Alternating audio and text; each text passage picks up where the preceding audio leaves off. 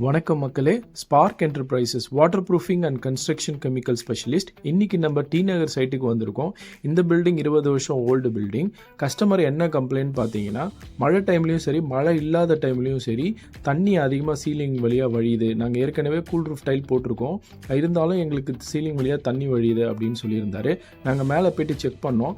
ஆக்சுவலாக பார்த்தீங்கன்னா டைல் வந்து நல்ல டைல் மெட்டீரியல் தான் போட்டுக்கிறாங்க, நல்ல பிராண்டு தான் போட்டிருக்காங்க. ஆனால் இன்னொரு ப்ராப்ளம் என்னென்னா, இவங்களுக்கு டேங்க்கு தான். இந்த டேங்க் வந்து பார்த்தா நார்மலாக கரெக்டாக இருக்கிற மாதிரி தான் தெரிஞ்சுது. ஆனால் அதுக்கப்புறம் நாங்கள் ப்ராப்பராக செக் பண்ணும்போது தான் எங்களுக்கு ஒரு விஷயம் புரிஞ்சுது. இவங்க சின்டெக்ஸ் டேங்க் முன்னாடி சிமெண்ட் தொட்டி யூஸ் பண்ணியிருந்துருக்காங்க. அந்த சிமெண்ட் தொட்டியில் கிராக் இருந்திருக்கு. நம்ம அதுக்கு மேலே சின்டெக்ஸ் டேங்க் வச்சு யூஸ் பண்ண ஆரம்பிச்சிருக்காங்க. இதனால் எப்போல்லாம் இந்த சின்டெக்ஸ் டேங்க் வந்து ஓவர்ஃப்ளோ ஆகுதோ, அந்த எக்ஸ்ட்ரா இருக்கிற தண்ணி வந்து கீழே இருக்கிற அந்த பழைய சிமெண்ட் தொட்டியில் போய் தேங்கி நின்றுருக்கு. அது மட்டும் இல்லை, மழை பெய்யும் போதும் வந்து அந்த சின்டெக்ஸ் டேங்க் வழியாக மேலே ஓவர்ஃப்ளோ ஆகி அந்த தண்ணியும் கீழே போய் தேங்கின்னு. இந்த தண்ணி எல்லாம் போயிட்டு அங்கே வாலில் கார்னரில் போயிட்டு லீக்கேஜ் ப்ராப்ளமை க்ரியேட் பண்ணியிருக்கு. நாங்கள் என்ன பண்ணோம்னா, டேங்கை கம்ப்ளீட்டாக ரிமூவ் பண்ணிவிட்டு மோட்டர் வச்சு அந்த பழைய சிமெண்ட் தொட்டி நாங்கள் க்ளோஸ் பண்ணி அதுக்கு மேலே ஒரு வாட்டர் ப்ரூஃபிங் கோட்டும் கொடுத்துட்டோம்.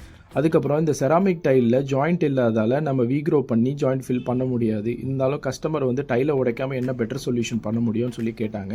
அதனால் நாங்கள் என்ன பண்ணோம்னா, இருந்த மைனர் கிராக்ஸ் எல்லாமே நாங்கள் எபாக்சி க்ரௌட் வச்சு ஃபில்லிங் பண்ணிவிட்டு மேலே எஃப்ஆர்பி கிளாஸ் மெஷ் 145 GSM வரும். அதை நாங்கள் ப்ரைமர் கோட் கொடுத்து அதுக்கு மேலே எஃப்ஆர்பி 145 GSM கிளாஸ் மெஷ் வச்சு நாங்கள் அதுக்கு மேலே ஒரு 3 கோட்டு வந்து கூல் கோட் கொடுத்துட்டோம்.